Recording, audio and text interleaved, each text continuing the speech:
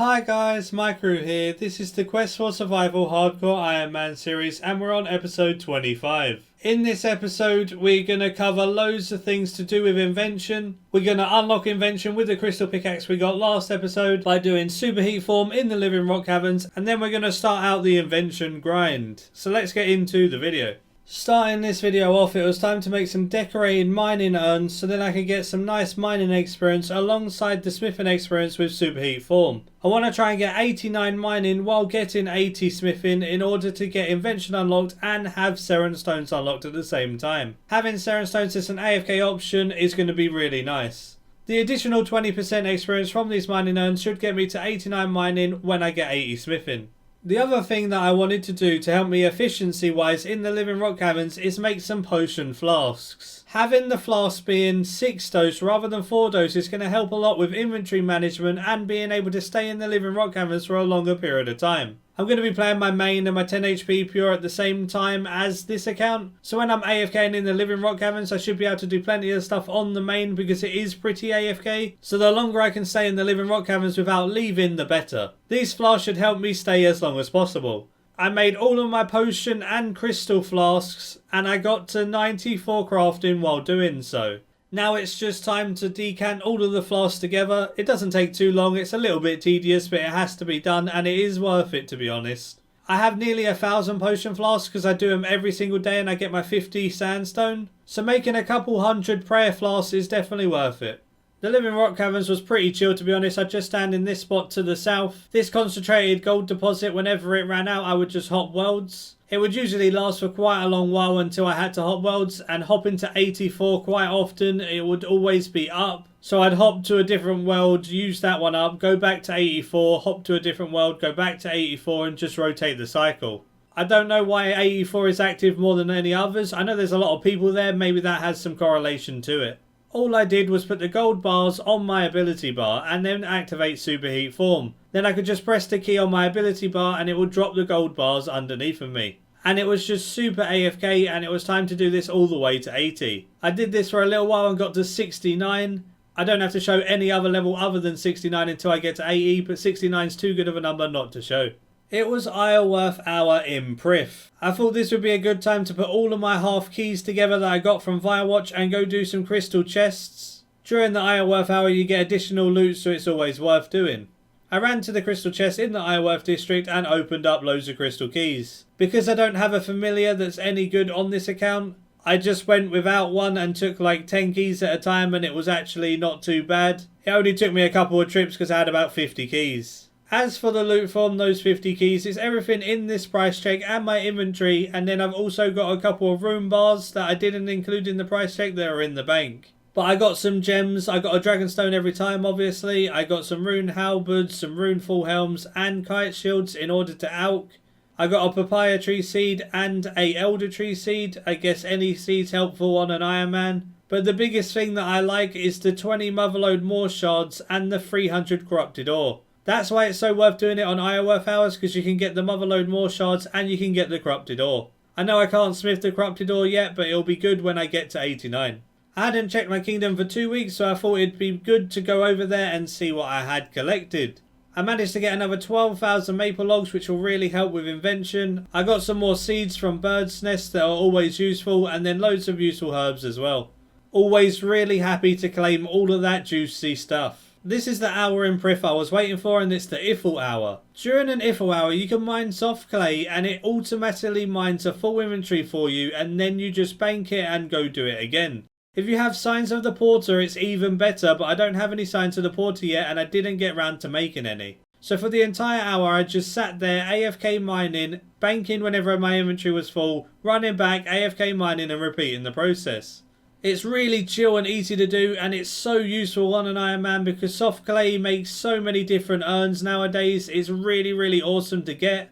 I can't wait until I can do this with Signs of the Porter as well, because you can get upwards of 2,500 clay an hour. In that Iffle hour, semi-AFK in it, I got 1,753 soft clay. That's an absolute ton of soft clay.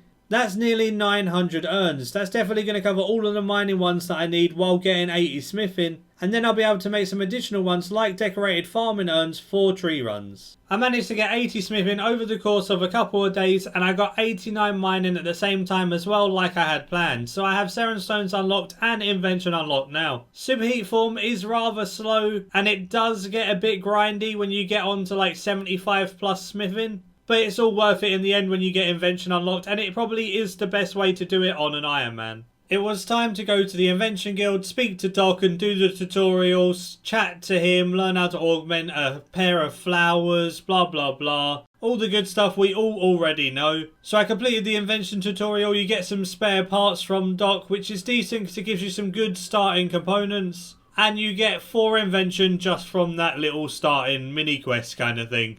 Now that I have 4 Invention, it was just time to start disassembling some of my maple shield bows unstrung that I had made with the maple logs I got from Kingdom. Pretty sure I'm just going to sit here and disassemble stuff for quite a long time, get 27 by disassembling everything that I have. I should have just enough things to get to 27, and then I'll get some really nice components and tons of different useful parts along the way. Another thing you should always do is learn your blueprints whenever you can. Learning blueprints can be another really good way to get experience, and then obviously you're learning the blueprints you'd have to anyway.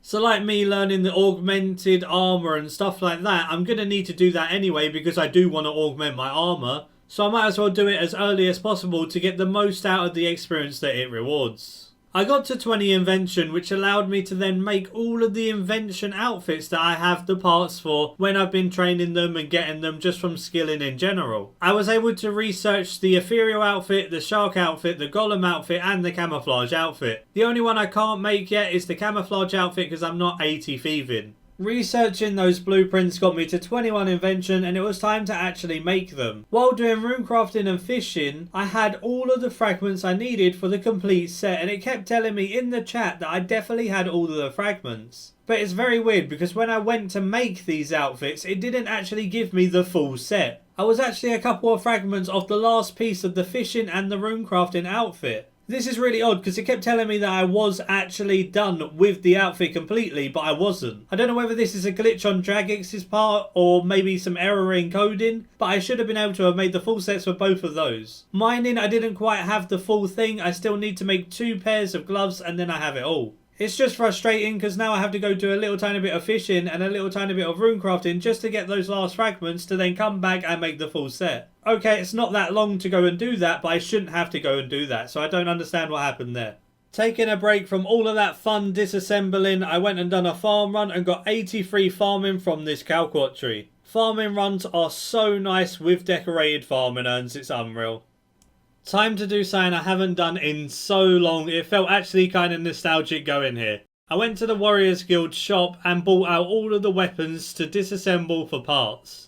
This shop is my favourite shop in the game for base parts. You get tons of base parts and all of the swords and stuff are really good for dexterous components as well. Not only do you get base parts, dexterous components, you get sharp components, and then you get strong components, direct components. You get tons of different things that are all really useful. The only thing you can't get from here, sadly, is Swift, so I have to make my own claws for those. But claws don't really take very long to make, and I can make tons of steel and myth ones at the moment, and then at 83 smithing I can make my addy bars into them as well, so it really shouldn't be a problem. Another shop that's actually pretty decent is the Varrock one. You can buy a lot of swords and stuff from here as well, which is also very good for parts. The only other place is like the White Knight Armory and stuff, but I can't be bothered to go there right now. I'm not in desperate need for parts that badly. I just thought I'd do a quick shop run so I could stock up on some base parts because base parts are very, very important. I had to fletch a couple more of my maple logs, and I chose to make them into maple shortbows yew instead of maple shieldbow yew this time round. Maple shortbows yew gives slightly different components to what the shield bows give, so I thought I'd make some short bows alongside the shield bows in order to disassemble both for some nice variety in components. So as you can see in my inventory, I have around 6,000 maple bows combined still to do, 142 myth claws and 1,516 spirit terror bird pouches. So now it's time to just disassemble all of those, and then that should get me to 27 if I've calculated it correctly. The Spirit Terror Bird should give me some nice powerful components as well, so I'm excited for that. While doing the last of my mythical ores, I got 27 invention. This allows me to make augmenters. Going to use one on my sunspear, and it's going to help so much with the leveling process of invention because I can disassemble the sunspear and buy a new one for only 600k. I've got tons of components now from all of that disassembling. I've even got over 100 powerful components ready for all of those augmenters that I need to make. The last thing I needed for an augmenter is enhancing components. These are probably going to be the most annoying ones to get on an Ironman. Once I get our hats unlocked, it'll probably be pretty easy because they drop sapphire stuff all the time. But until then, I'll have to make my own jewellery and disassemble it. I had tons of rings from the kingdom that I'm disassembling right now for enhancing components, but that will only do for like 2 augmenters. So in the future, I'll have to use all of the gems I got from gargoyles, like my rubies and stuff, alongside some gold bars to make ruby bracelets or something to disassemble. Still should be pretty straightforward, might just take a little while to actually do though. So I made my first ever augmenter. I went to repair my sunspear and I augmented it. So I augmented my sunspear and now it will never ever need to be repaired again. It costs 600k to reclaim or 600k to repair. So it's no different really, except for I'm going to be using a couple of divine charges. So instead of having to repair it for 600k, I'll just have to buy it back for 600k and make sure I do enough divination to make some divine charges. Starting off, I just made a couple of divine charges. With the excess energy I have, whenever I need more, I'll just use cash boost and do some energy for 20 minutes or something. And that's it for this video. I hope you did enjoy it. Give it a like if you did enjoy it. Subscribe if you're new for tons of other RuneScape 3 related things. And until next time, see ya.